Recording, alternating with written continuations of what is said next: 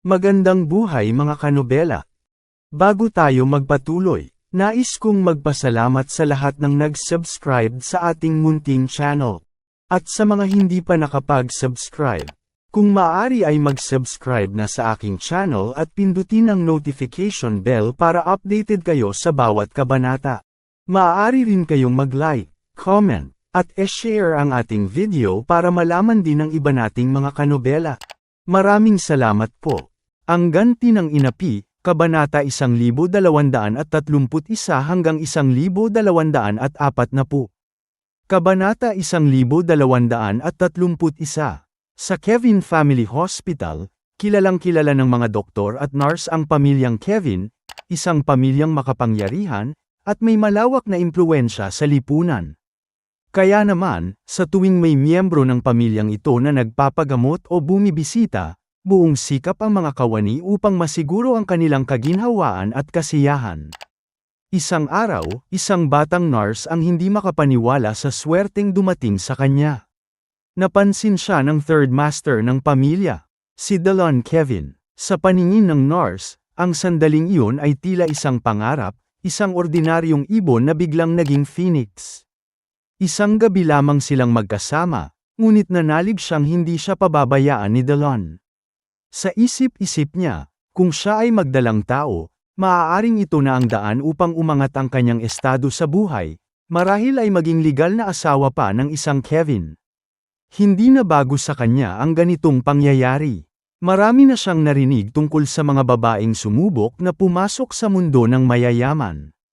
Ang ilan ay nagiging kalaguyo, ang iba na may nabuntis sa pag-asang mahikayat ang mga ito na panindigan sila. Kaya't nang tanungin siya ni Delon kung handa ba siyang sumunod, agad siyang tumango at malanding sinabi, "Ginoong Kevin, ano man ang gusto ninyo, gagawin ko." Hindi nagtagal, ang init ng tukso ay nanaig. Ngunit habang sila'y abala, biglang bumukas ang pinto ng silid. Isang pangyayaring hindi inaasahan ni Delon. Nagulat siya nang makita ang kanyang mga magulang, at mga lolo't lola na nakatayo sa harapan ng pinto. Nagulat at may bakas ng pagkadismaya sa kanilang mga mukha. "Delon, ano itong ginagawa mo?" Sigaw ng kanyang lola, sabay na paupo sa sahig sa pagkabigla. Ang ina naman ni Delon, ay napahiyaw sa sakit at hinimatay. "Ang sakit ng likod ko. Tawagin ang doktor, dali, walang hiya ka." Sigaw ng kanyang ama, si Old Kevin, habang tinutulungan ang asawa. "Ito ba ang ginagawa mo habang kami nag-aalala sa kalagayan mo?" Ang lolo ni Delon ay halos umapoy sa galit.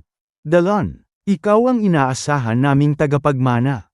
Tapos ganito, anong mukha ang ihaharap natin sa lipunan kung nabuntis mo ang nurse na yan?" Hindi makakibo si Delon. Parang biglang bumigat ang hangin sa paligid niya. Napahiya siya, napuno ng takot at pagsisisi. "Lolo, patawarin niyo po ako." Nanginginig niyang sabi. "Nadala lang po ako. Akala ko po, wala naman pong masama. Sabi ng doktor, bawal akong mapagod sa loob ng 3 buwan. Pero, hindi ko po napigilan. Ako na lang po ang parusahan ninyo." Galit na galit pa rin ang kanyang ama. "Hindi mo man lang inisip ang damdamin ng pamilya mo. Hindi ka pa nga tuluyang gumagaling, ganyan na ang ginagawa mo." Nang mapansin niyang nakahandusay pa rin ang kanyang ina at lola, muling sumigaw ang kanyang ama. "Tingnan mo ang nangyari sa kanila.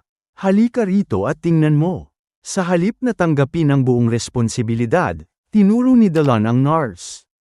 "Papa, siya po ang nangakit sa akin."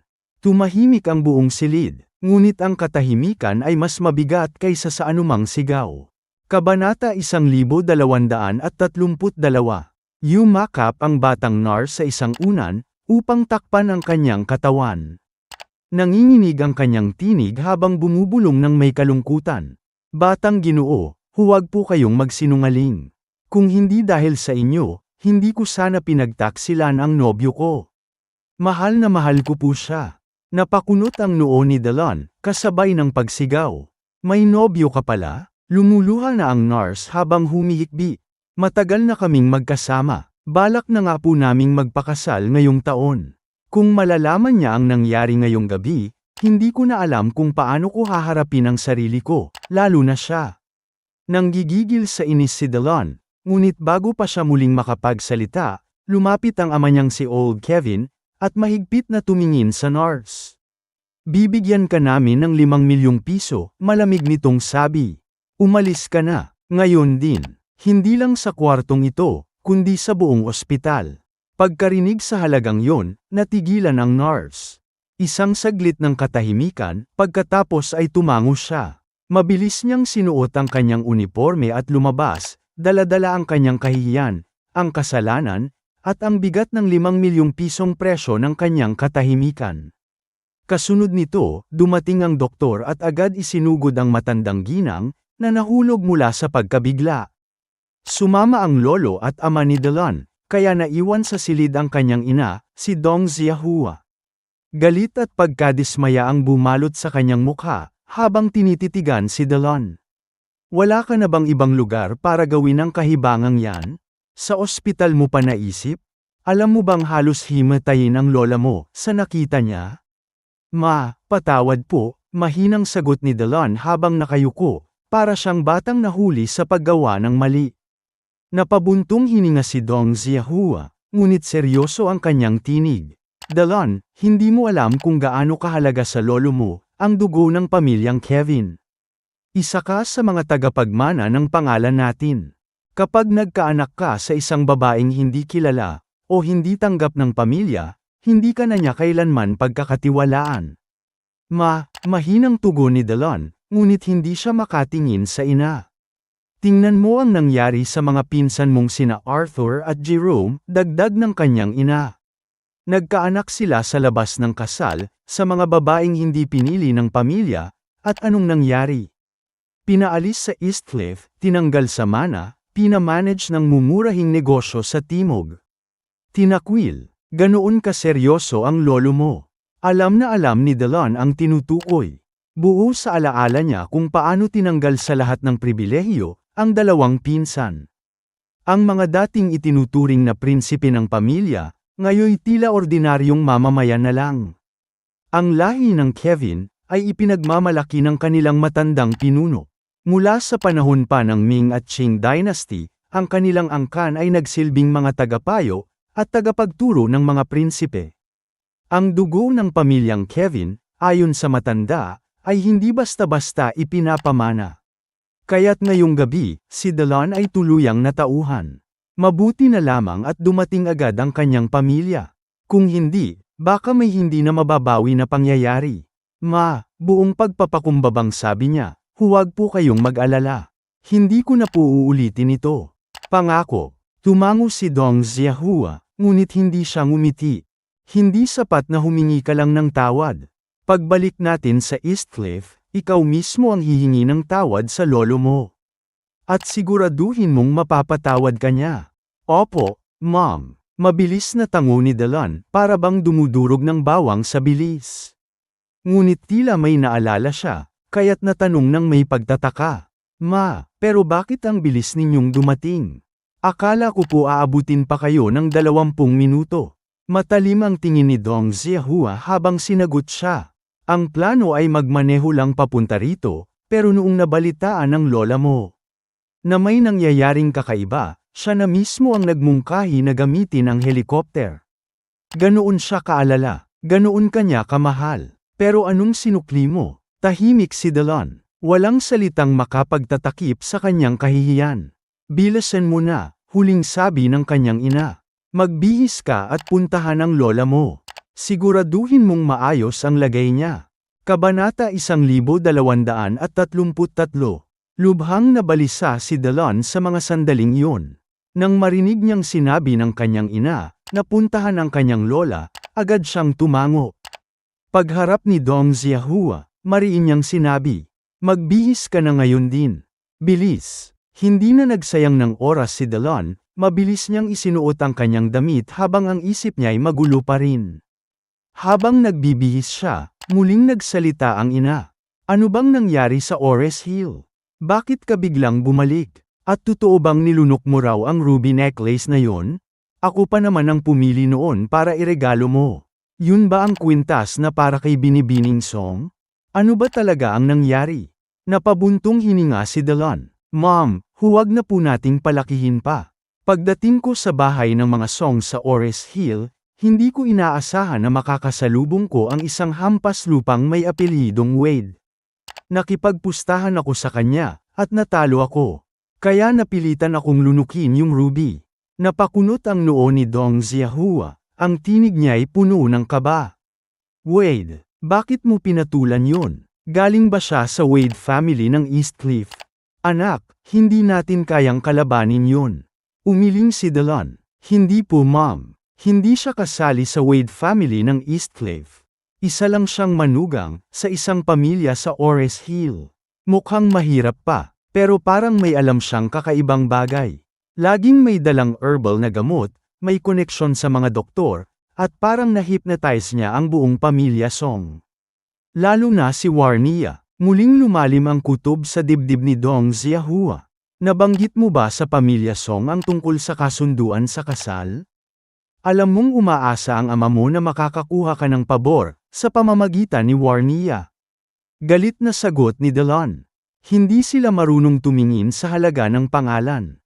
Lalo na si Warnia, para bang may espesyal na koneksyon sila nung Wade na yon. Hindi lang basta kaibigan, mom, parang higit pa. Umiling si Dong Xiahua, hindi makapaniwala. Imposible yan. Inimbestigahan ko na ang background ni Warnia. Isa siyang babaeng may dangal. Sa dami ng binibining kilala sa Eastcliff, iilan lang ang maaaring may kumpara sa kanya. At base sa private investigator na kinuha ko, wala siyang naging nobyo.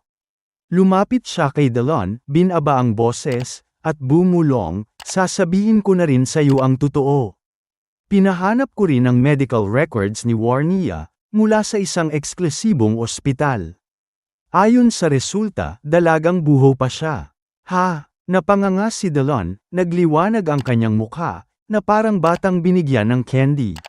Dalaga pa siya? Delon, mabilis siyang sinaway ng ina. Ilang beses ko bang sinabi sa'yo, huwag kang magsalita ng bastos? Paano kung marinig ka ng lolo't lola mo? Isang maling salita lang, pwede ka nang mawala ng lahat. Pasensya na po ma'am. Mabilis siyang yumuko. Nagulat lang po talaga ako. Muling tumingin ng seryoso si Dong Xiahua. Anak, si Warnia ang pagkakataon mo. Kaya ka pinapunta ng lolo mo sa Ores Hill, hindi para magbakasyon, kundi para subukang mapalapit sa kanya. Ganun siya kahalaga. Ganun ka rin karesponsable. Sa ngayon, patuloy niya, ang panganay ng tiyuhin mo, ilang beses nang nabigo. Pinilit ipakasal sa ika-4 na anak ng Wade family, pero kahit minsan, hindi pinansin. Lagi pang pinapagalitan ng lolo mo. Yung isa pa, nakarelasyon ng isang babae mula sa pamilyang Zuan. Oo nga't mataas ang katayuan, pero halatang retokada, bastos pa raw ang ugali. Hindi yan ang gusto ng lolo mo. Kaya kung ikaw ang makakuha kay Warnia, tumigil siya saglit. Saka bumulong, baka ikaw pa ang ituring na tunay na tagapagmana. Kabanata 1234. Naiinis si Delon at napailing habang sinasabi, kung alam ko lang noon, sana niligawan ko si Warnia, noong nag-aaral pa ako sa abroad. Tinanguan siya ni Dong Xiahua, saka tinanong, bakit hindi mo siya niligawan noon? Napabuntong hininga si Delon. Akala ko kasi, mas okay ang mga banyagang babae. Kaya nitong mga nakaraang taon, puro foreigner ang sinubukan kong ligawan. Bigla siyang natigilan, tila may biglang naalala. Mom, nakakahiya yung nangyari sa harap ni Warnia. Sigurado akong hindi maganda ang tingin niya sa akin ngayon. Anong pwede kong gawin? Muling napabuntong hininga si Dong Xiahua. Kailangan mong makaisip ng paraan para maibalik ang tiwala niya sa'yo. Tandaan mo, sa panliligaw, hindi yan parang instant noodles. Dapat handa kang makipaglaban, matagalang laban ito, anak. Napakamot sa ulo si Delon. Ang sabi ng doktor, pagkatapos ng operasyon, kailangan ko raw manatili sa kama ng 15 araw. Hindi pa ako pwedeng bumalik agad sa Ores Hill. Ngunit walang simpatsyang sagot ng ina, ano ngayon kung 15 araw yan? Si Warnia nga. 26 na taong walang boyfriend. Baka nga hindi pa siya niyakap sa buong buhay niya. Napangiti si Delon at napatawa ng bahagya. Mom, sa totoo lang, parang dumagdag ang kumpiyansa ko sa sinabi mo. Tumango si Dong Xiahua, saka muling nagtanong. Sa pagkakaalam ko, nabisita mo ba si Elsa sa pagpunta mo sa Ores Hill? Agad na sagot ni Delon, naku ma'am, hindi ko na siya naasikaso. Pagbaba ko ng eroplano, diretso agad ako sa bahay ng mga Song. Pagkatapos nun, diretso ulit ako sa airport para makauwi. Walang panahon. Pinaalalahanan siya ng ina. Sa susunod mong punta roon, huwag mong kalimutang dumaan kay Elsa. Matagal na siyang nandoon, ni hindi pa nakakauwi. Mapapahiya ka naman kung hindi mo man lang siya binisita. Tumango si Delon, ngunit may halong pagtatakang nagtanong. Mom, bakit naman si Elsa napadpad sa Ores Hill? Parang liblib na lugar naman yun. Walang gaanong saysay sa mundo ng mga elite. Paliwanag ni Dong Xiahua, narinig ko sa lolo mo na binili raw ng Wade family, ang isang kumpanyang tinatawag na Emgrand Group sa Ores Hill. Ang sabi, ipinagkatiwala raw ito sa isa sa mga anak ng Wade para pamahalaan.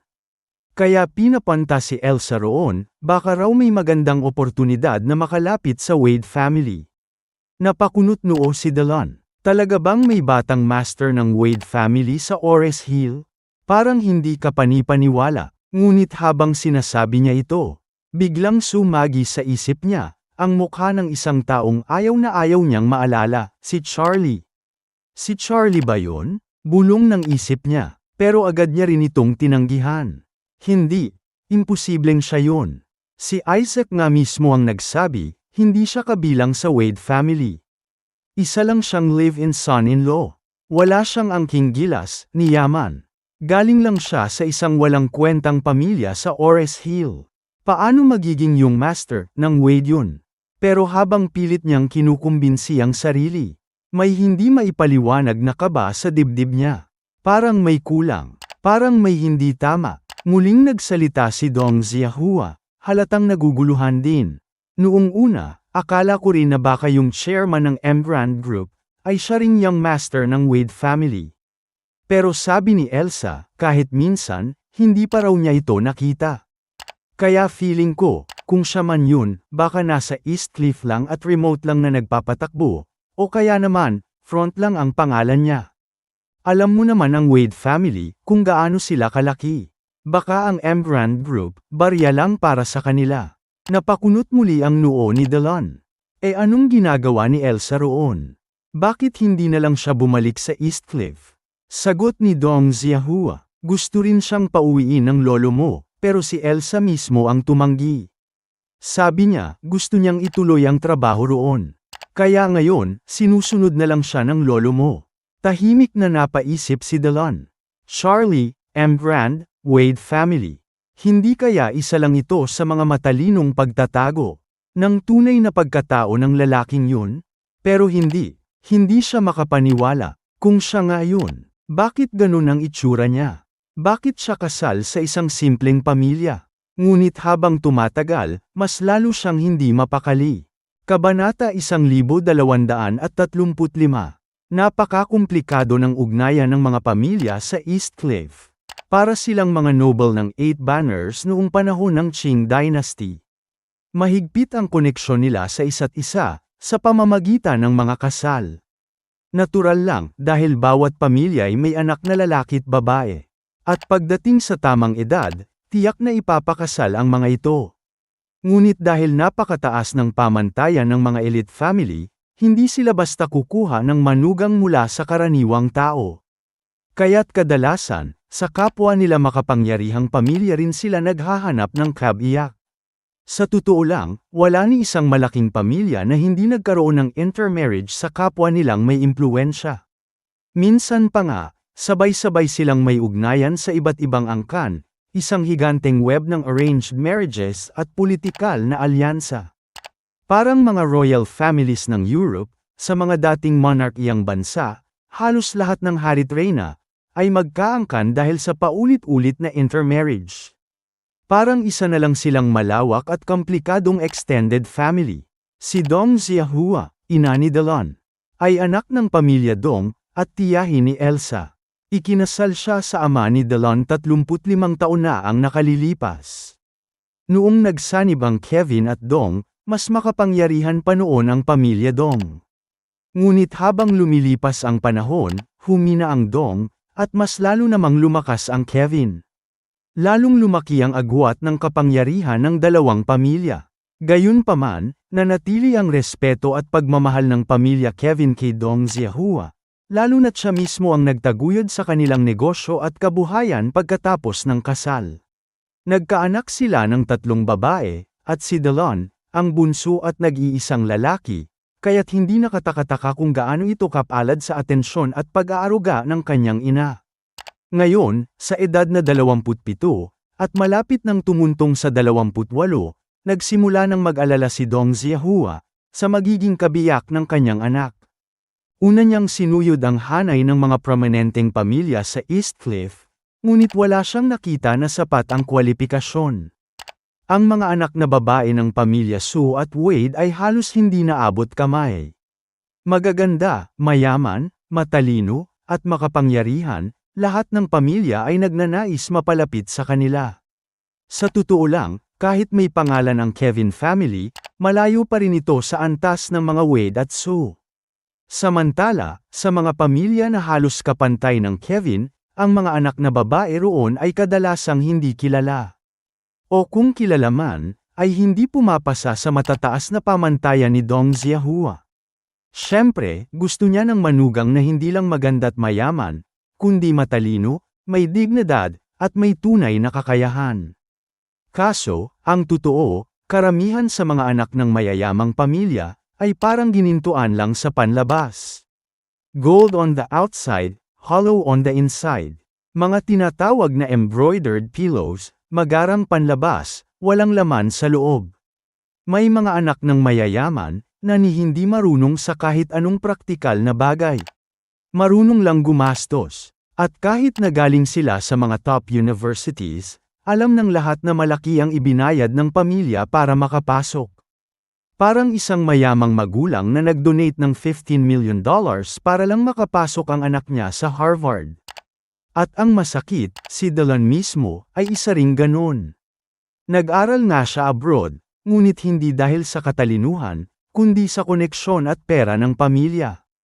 Kung kakayahan ang sukatan, mas marami pa ang estudyanteng lokal na mas may ibubuga kaysa sa kanya. Kaya't, kung paanong mahirap humanap ng akmang asawa para kay Delon, mas mahirap rin humanap ng isang babae na hindi rin ganon ang kalibre. Ngunit sa gitna ng lahat ng ito, may nakita si Dong Xiahua na isa lang, si Warnie Yasong. Maganda, matalino, marunong humawak ng negosyo, may sariling prinsipyo, at higit sa lahat, may mataas na reputasyon, isa sa pinakakilalang babae sa East Cliff. Siya ang pinakamainam sa lahat. Pero hindi inasahan ni Dong Xiahua na magiging ganoon kainutil ang sariling anak. Birthday ni Warnia, isang perpektong pagkakataon sana para magpakitang gilas. Pero ano ang ginawa ni Delon? Nakipag-away. At dahil sa pustahan, nilunok pa ang ruby necklace sa harap ng maraming bisita. Isang eksenang hindi lang nakakahiya, kundi walang pakundangan sa dignidad ng pamilya Song. Sa puntong yun, labis ang pagkadismaya niya. Ngunit dahil nakatakdang oprahan si Delon, pinilit niyang hindi ipakita ang kanyang galit. Matapos magbihis ang anak, isinama niya ito para bisitahin ang matandang babaeng nasugatan sa insidente. Kabanata 1236. Totoo ngang napilayan ang matandang ginang. Ayon sa doktor, kailangan niyang manatiling naka-bed rest, nang hindi bababa sa 1 linggo. Dahil sa matinding pananakit, binigyan siya ng closed injection at pampamanhid, upang kahit papaano'y maibsan ang sakit. Tahimik at nahihiyang sumunod si Delon sa kanyang ina, papasok ng kwarto ng matanda. Ngunit hindi pa man siya tuluyang nakakalapit, bigla siyang sinalubong ng kanyang ama. Walang pasintabi, itinaas nito ang kamay at mariing sinampal si Delon sa pisngi. Sabay sigaw, "Walang hiya ka! Para kang putik, hindi maaasahan kahit kailan. Mabuti na lang at hindi grabe ang nangyari sa lola mo. Kung hindi, baka ako mismo ang sumaksak sa'yo." Mula pagkabata, hindi pa kailanman nasaktan si Delon ng kanyang ama. Kaya't nang bigla siyang sampulin, tila natuyo ang dugo sa kanyang katawan. Napako siya sa kinatatayuan, tulala at dama ang matinding pagkabigo. Nang makita ng matandang ginang ang pangyayari, hindi niya naiwasang maawa. Mahinang sinabi nito, "Hayaan niyo na, bata pa si Delon. Kahit hindi maganda ang nangyari, maiintindihan natin siya." Ngunit hindi tulad ng asawa niya, hindi ganoon kalambing ang matandang Ginoo. Malamig ang tingin niya kay Delon at mariing sinabi, "Bata pa, 27 na siya, isa na siyang ganap na adulto. Kung ni sarili niyang emosyon hindi niya makontrol, paano pa natin maaasahan na magtagumpay siya?" Sa mga salitang yon, parang lumiit si Delon sa kinatatayuan niya. Hindi siya takot sa pisikal na sakit, pero ang pagkadismaya ng kanyang lolo, yun ang tunay na sugat. Pagkarinig ni Old Kevin sa sinabi ng kanyang ama, mas lalo siyang nainis. Muling itinaas ang kamay, at isa pang matinding sampal ang pinakawalan. "Buisit ka, kapag inulit mo pa to, babaliin ko na yang mga binti mo." Pulang-pula na ang magkabilang pisngi ni Delon, at habang bahagyang nangingilid ang luha, namutawi sa kanyang bibig ang paiyak na paghingi ng tawad. "Lolo, Papa, sorry po. Alam ko pong mali ako. Hindi ko na po uulitin, pangako." Malamig ang sagot ng matandang Ginoo. "Ako, hindi ako tulad ng lola mo na laging nagbubulag-bulagan. Ako, may prinsipyo. At kung ulitin mo pa yan, lumayas ka sa East Cliff. Huwag na huwag ka nang magpakita." Mabilis na tumango si Delon, tila sunod-sunuran, halos wala ng lakas. "Opo, lolo, hindi na po talaga mauulit." Bahagyang lumambot ang ekspresyon ng matandang Ginoo, ngunit kapansin-pansin pa rin ang lamig sa kanyang pananalita. Samantala, napabuntong hininga ang matandang ginang. "Kayo naman ang ama mo, isa binugbog, isa pinagalitan, may operasyon pa ang bata." Muling nalungkot si Delon. Lumapit siya sa kama, lumuhod, at hinawakan ang kamay ng kanyang lola. Mahinang nagsabi, "Lola, sorry po talaga. Kasalanan ko." Mabilis siyang pinunasan ng luha ng matanda, at mahinahong sinabi, "Ang mahalaga, alam mong mali ang ginawa mo. Kung may pagsisisi, may pag-asa pa." Hindi ka sinisisi ni Lola. Sa mga sandaling iyon, pumasok ang doktor. "Ginoong Delon, handa na po ang operating room." Tumango si Old Kevin at sinabing, "Maliit lang yan na operasyon. Sumama ka na, ako na ang magbabantay sa lola mo." "Ziahua," tawag naman ng matandang ginang, "huwag ka nang magbantay sa akin. Sumama ka sa anak mo." Mabilis na tumugon si Dong Ziahua. "Sige, mama, sasamahan ko si Delon." Pagkaalis ng mag-ina, tumingin si Old Kevin sa kanyang ama, bakas sa mukha ang hiya. "Dad, pasensya na. Kasalanan ko kung bakit lumaking ganito si Delon." Tahimik lang ang matandang Ginoo. Itinaas ang kamay at itinaboy ito, malamig ang tinig. "Magdadalawamput-walo na si Delon. Panahon na para tumino. Kung ang isang lalaki ay hindi pa kasal sa edad na yan, hindi pa siya tunay na lalaki. Hanapan niyo na ng matinong mapapangasawa. Pakasalan agad." Mabilis ang sagot ni Old Kevin. "Dad, nakahanap na kami ni Ziahua. Anak siya ng pamilyang Song mula sa Ores Hill. Bukod sa maganda at edukado, may integridad at sariling negosyo. May koneksyon pa kami kay Li Jiacheng ng Hong Kong. Kapag naging parte na natin ang Song family, tayo na ang number 1 sa timog ng Ilog Yangtze." Tumango ang matandang Ginoo. "Maganda yan. Umiwas tayo sa siksikan sa East Cliff.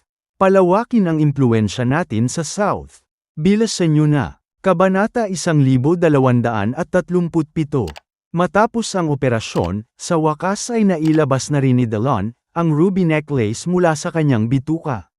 Ngunit kapalit nito ang 15 araw na mahigpit na pamamalagi sa kama. Wala siyang ibang magagawa, kundi ang humilata sa ICU, habang nakatitig sa kisame, nilulunod ng sakit at pagkabigo. Pagsapit ng ikalawang araw, tinanggal na ang pain pump sa kanya. Hindi ito maaaring gamitin ng tuloy-tuloy, dahil makakasama sa katawan.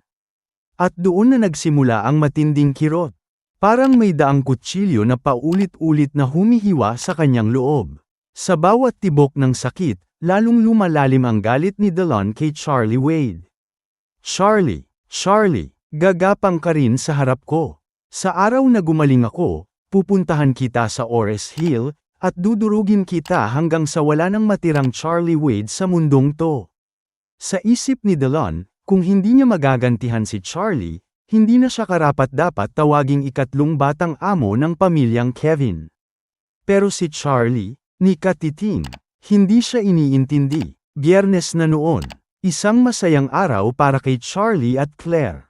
Ikinasal kasi ang kaklase ni Claire sa high school, at ipinangako ni Charlie na ipahiram ang 2 luxury wedding cars para sa kasal.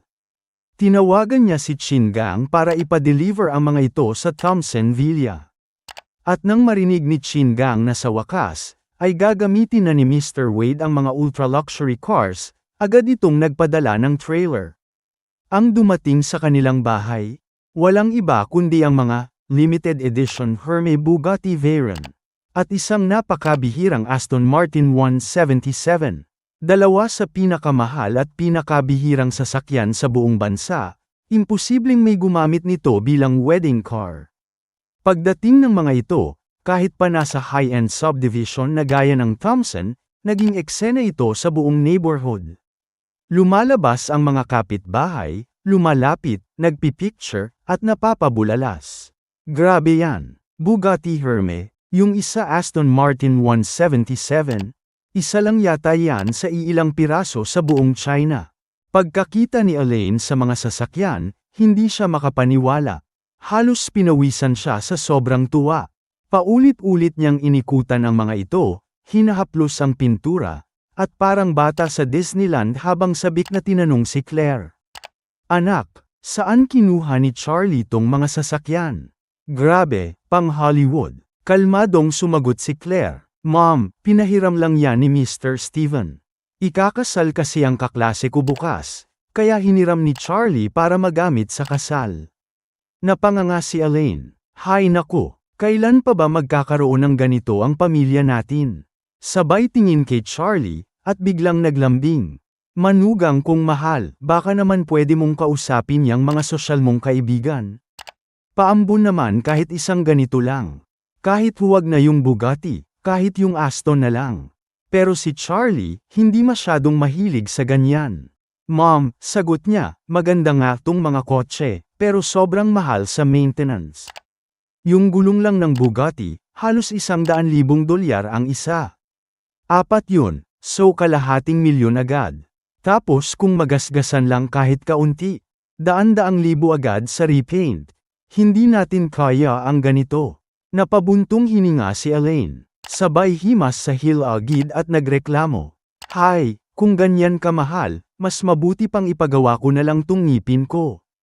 Ang tagal ko nang walang ngipin sa harapan. Kailan kaya ako makakapagpa-implant? Si Claire ay kalmado at maalaga. Mom, don't worry. Nakapagpa-appointment na ako sa dentist. Pag okay na ulit ang lakad mo, dadalhin kita para makapagpa-implant ka na ng pinakamagandang porcelain teeth. Masayang tumango si Elaine. Samantala, si Claire naman ay lumingon kay Charlie at nagtanong, Han, alin dito ang gusto mong imaneho bukas? Simple lang ang sagot ni Charlie. Ikaw na lang ang pumili. Kahit alin sa akin okay lang. Yung isa, ako na ang magmamaneho. Kabanata 1238. Sa harap ng bahay ni na Charlie. Abalang-abala si Claire, hawak ang manibela ng Bugatti Hermès Veyron, habang si Charlie ay kalmadong nagpapaliwanag. Yan yung launch control. Huwag mong pipindutin yan ng basta-basta. Feeling mo lang may rocket ship ka. Nerbyuso si Claire pero natatawa. Bakit parang mas high-tech pa to kaysa sa cockpit ng eroplano? Nasa gilid lang si Elaine, halos dilat na ang mata. Iniskan pa rin ang bawat pulgada ng sasakyan. Biglang, vroom, isang bagong Bentley Continental, ang dahan-dahang pumarada sa tapat ng bahay nila. Fresco, mayabang, tunog pa lang ng makina, gustong ipamukha sa lahat na nandito na ang bida. Napakunot ang noo ni Claire. Sino yun? Lumabas si Harold, suot ang bagong suit, parang nagka-race sa Forbes. Kasunod si Noah, at mula sa likod, ay bumaba si matandang Wilson na parang reyna sa parade. Aba, parang pamilyar sakin yang mga yan, sabi ni Elaine. Napangiti si Harold, tumingin kay Charlie at Claire. Sabay sabing, "Oh, wow, nandito pala kayo. Napadaan lang kami, nice neighborhood." Matabang ang tono, lantad ang yabang, obvious ang intensyon. Sosyal pala talaga dito sa Thompson. Buti na lang, kahit papano, may bagay tayong sasakyan, sambit ni Wendy. Sabay himas sa hood ng Bentley, habang todo ang mata kay Claire, umaasang masindak siya. Charlie, Claire, nagkikita na naman tayo. Long time no see, sabi ni matandang Wilson. Ngumiti lang si Charlie. Relax. Cool as ever. Oo nga po, Lola Wilson. Kumusta ang negosyo? Ay nako, gumaganda na. Sagot ni Harold. Nakabawi na kami. In fact, tung Bentley ay company car lang. Diba, impressive? Napatingin si Elaine sa kanila. Bentley, wow. Magkano kaya yan, mga 3 million? Harold, slightly more. Pero worth it. Kailangan kasi, may sasakyang akma sa tagumpay, di ba? Kayo ba, anong sasakyan nyo ngayon? Sabi ni matandang Wilson, BMW pa rin ba? Yung luma. Tumahimik si Charlie ng ilang segundo. Tumingin kay Claire, at sabay sabing, Han, gusto mo na bang i-test drive yang Bugatti? Ngumiti si Claire, unti-unting nagkakumpiyansa. Sige, subukan ko nga. Nag-freeze ng bahagya si Harold. Bugatti, as in, Bugatti, Bugatti. Paglingon niya, sakalang niya lubusang napansin ang sasakyan. Hermé Limited Edition Bugatti Veyron. Kasunod nito, napatingin pa siya sa likod. Aston Martin 177. Biglang nanlaki ang mata ni Wendy. Kuya, di ba yang Bugatti na yan? Parang worth 80 million. Umuusok ang utak ni Harold, parang gustong himatayin. Aston Martin 177 pa yan, ilan lang yan sa mundo. Nanahimik bigla ang matandang Wilson. Pumintig ang ugat sa sentido. Tila sinapak ng realidad. Kalmado lang si Charlie, sabay sabi. Pasensya na, di na namin na-wax. Hiram lang yan for the weekend wedding. Kaya medyo simple lang muna sa ngayon. Sabay lingon kay Claire. Drive mo na Han. Huwag kang kabahan. Di naman nila naiintindihan ang performance ng tunay na sasakyan. Habang umaandar si Claire, napakapit si Harold sa Bentley door handle, parang tinamaan ng kidlat sa ego. Proud na proud si Elaine. Grabe ang manugang ko. Akala ko luxury car lang ang alam niya. Jet plane pala. Kabanata 1239. Simulat sa pool, hindi naging magaan ang relasyon ni matandang ginang Wilson sa pamilya ni Charlie. Nang una, nagmakaawa pa siya upang muling tanggapin sa Wilson Group, ngunit binaliwala siya ng mga ito. Ang sakit ng pagkatalo ay tila nag-ugat sa matandang Wilson, kaya't hanggang ngayon ay tinitingnan niyang mababa ang pamilya ni Charlie. Ngunit sa paglipas ng panahon, nagbago ang takbo ng negosyo. May malaking investment mula sa pamilyang Wu, at hindi na kailangan pang isaalang-alang ang pamilya ni Charlie. Para kay Ginang Wilson, ang pamilya ni Charlie ay mga taong labas lamang, wala silang kahalagahan sa kanya. Oo, may marangyang Thompson First Class Villa sila, pero ang matanda ay naniniwala lamang na ito'y pagpapanggap. Si Charlie at Jacob, walang trabaho. Si Claire, may maliit na studio, at tila wala ring makabuluhang kita. Para sa kanya, ang pamilya ni Charlie ay nakaraos lang dahil sa mga hindi tamang paraan, at kung pag-uusapan ang estado at yaman, malayo pa sila sa tagumpay ng Wilson Group. Hindi malilimutan ng matanda ang sakit ng pagkatalo, ang mga araw na nagmakaawa siya para makabalik sa grupo, ngunit hindi siya pinansin. Ngayon, na muling bumangon ang negosyo, naniniwala siyang oras na para makabawi, upang mabawi ang nawalang dignidad. Ang sakit ng nakaraan ay nagbigay ng motibasyon sa kanya. Isang gabi, huminto ang Bentley Continental sa tapat ng bahay ni Charlie. Tumingin si Harold sa lola niya, at may pagdududa sa kanyang mga mata. Lola, gusto niyo bang katukin ko ang pinto? Tanong ni Harold. Hindi na, sagot ng matandang Wilson, isang mapanuksong ngiti ang sumunod. Busina mo na lang. Palabasin mo si Elaine. Mabilis na tumingin si Noah sa paligid, at napansin ang mga berdeng sombrero, na nakasabit sa balcony ni Elaine, mahigit 20 na ang bilang. Lintik talaga si Elaine, ang inis niyang bulalas. Parang addicted na yata siya, sa pagbibiti ng green hats. Ilang araw na ang lumipas, nandyan pa rin. Tahimik na sumagot ang matandang Wilson, na may kasamang matalim na pagtingin. Hayaan mo na siya, gusto niya green hat lang naman yan. Hindi mo na kailangan dibdibin. Tapos na si Horia sa wild na anak nun. Tama na, huwag mo nang problemain. Tumagilid ang ulo ni Noah, galit na galit. Hindi lang nabuntis ng ibang lalaki si Horia, may bonus pa. Na-infect pa siya ng STD. Araw-araw, 6 na bote ng gamot ang ini-infuse sa katawan ko. Isang buwan na to, lahat to, kasalanan niya. Mabilis na napabuntong hininga ang matandang Wilson. Palagi mong iniisip si Horia, kaya ka natatamaan. Kaya ka rin ginagantihan ni Elaine. Tulad ng mga green hats na yan. Kung hindi mo rin lang ininda si Horia, kahit 200 sombrero pa ang isabit ni Elaine, wala kang pakialam. Problema kasi, iniwan mo ang sarili mong kahinaan. Kapag tinira ka ng iba, wala kang laban. Hindi makasagot si Noah. Ang katotohanan ay hiwalay na siya kay Horia. Hindi lang nila tinapos ang kasal dahil sa kalooban ni Reg Norwoo.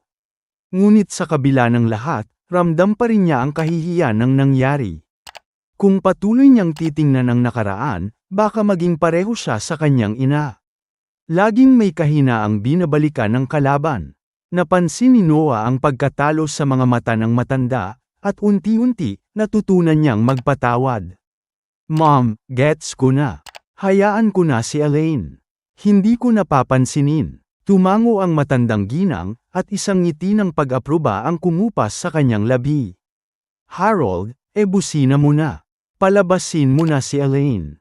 Okay, Lola. Sagot ni Harold, at pinindot ang busina, na bumangon at nagpuno ng tunog sa tahimik na gabi.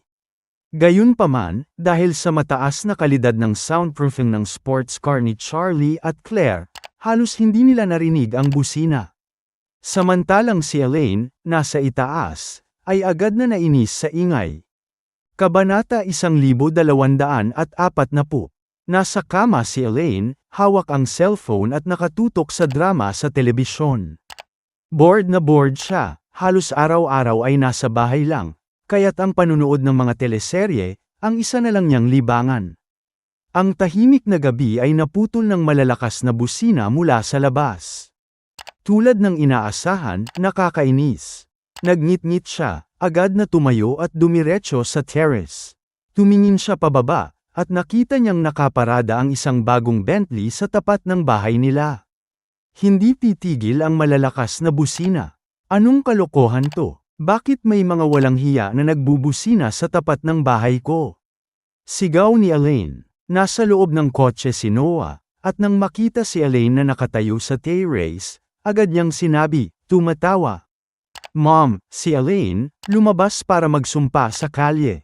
Ha ha ha. Tumawa si matandang ginang Wilson, kita ang saya sa kanyang mukha.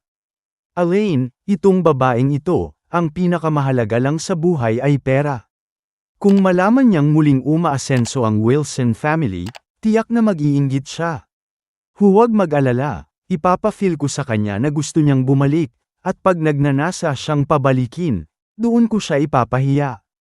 Ngumiti ang matandang ginang at binuksan ang pinto ng kotse, handa na siyang magpakitang gilas kay Elaine. Ngunit hindi siya nakahanda sa nangyari. Isang malupit na buhos ng malamig na tubig, ang dumapo sa kanyang ulo mula sa taas. Bumagsak ang tubig at nagpainit sa kanyang katawan. Tumutok ang kanyang mga mata kay Elaine, na may hawak na palanggana na puno ng tubig. At isang nakangiting tagumpay sa mukha. Elaine, galit na galit ba sumigaw ang matandang ginang Wilson? Ikaw na naman, bakit mo ako binuhusan ng tubig? Si Elaine, na nakatayo sa terrace, ngumiti at tiningnan ang matandang Wilson na parang wala lang. Ha, sino pa ba yang may sira-sirang kotse, na nagsasalita ng malakas sa harap ng bahay ko? Aba, ikaw pala, tanging sagot ni Elaine. Habang binabato ang mga salitang puno ng pang-uuyam, sinabi ni Elaine. Ang asawa mo, siguro may negosyo na sa ilalim ng lupa, at kumikita ka na para makabili ng kotse. Ganyan ba ang kotse mo? Isang basura lang. Tumawa si matandang ginang Wilson, ngunit ang pagkataranta sa kanyang boses ay nagbigay ng lalim. Wala kang alam. Bentley ito. Bentley Continental. An import pa galing UK, mahigit 3 milyon. Si Elaine, hindi nagpapatalo, nagsalita ng may sarkasmo. Oh, 3 milyong kotse. Hindi ikaw. Alam mo ba kung anong kotse ng anak ko at ng son-in-law ko? Tumawa siya ng may pang-uuyam. BMW 520 lang ang kotse ng anak ko, at bilhan ko pa siya ng 10 nito. Huwag nang ipagmalaki ang Bentley mo, hirit pa niya. Ang son-in-law ko ay may 2 top luxury cars, at bawat isa ay 40 hanggang 50 milyon ang halaga. Kung gusto mo, bilhin ko pa ang 10 ng Bentley mo, at i-turn around lang. Habang tinitingnan si Elaine, dumaan ang kotse ng pamilya Wilson, at binuksan ni Harold ang bintana. Nakangiti, nagsalita ng may pang-iinsulto. Elaine, wala ka namang mga pang-ibabang pangil, tapos nagmamagaling ka pa. Si Charlie, ang pangit-pangit niyang mahirap, paano magmamaneho ng 40 hanggang 50 milyon na kotse? Hindi siya karapat-dapat sa mga ganong kotse. Suminghap si Elaine, hindi na nakapaghintay at agad na nag-spit ng melon seeds kay Harold, sabay na may pang-iinsulto. Harold, hindi ba't mas mabuti pang tingnan mo ang pagka-Wilson mo? Siguro yung nanay mo, naglagay ng green hat, sa tatay mo noong 20 years ago. Galit na sumagot si Harold, huwag mong gawing biro ang nanay ko. Pag inulit mo pa, puputulin ko ang dila mo. Naglabas naman ng dila si Elaine, may pilyang tono sa boses. Sige, subukan mo. Hindi ikaw ang magaling, gago. Naramdaman ni Harold na unti-unti siyang naiinis, kaya tinulak ang pinto ng kotse at nagsimulang magmura sa kalye. Ngunit pinigilan siya ng matandang Wilson. Huwag ka nang magsalita, ako na lang ang makikipag-usap sa kanya. Utos ng matandang ginang. Sumunod si Harold at nagsimula na lamang magmura sa kotse. Matapos magpatahimik ang sitwasyon, sinimulan ng matandang ginang ang kanyang plano ng panlalait. Elaine, hayaan mong sabihin ko sa'yo. Ang Wilson family, hindi na kami katulad noon. Nabayaran na ang 80 milyong investment at makakalabas na kami sa mga utang. Huwag kang mainggit. Siguro, kung magmakaawa ka, baka papayag ako na ibalik ko ang anak mong si Claire, at si Jacob sa trabaho sa Wilson Group. At ang pensyon mo ay ibabalik sa'yo.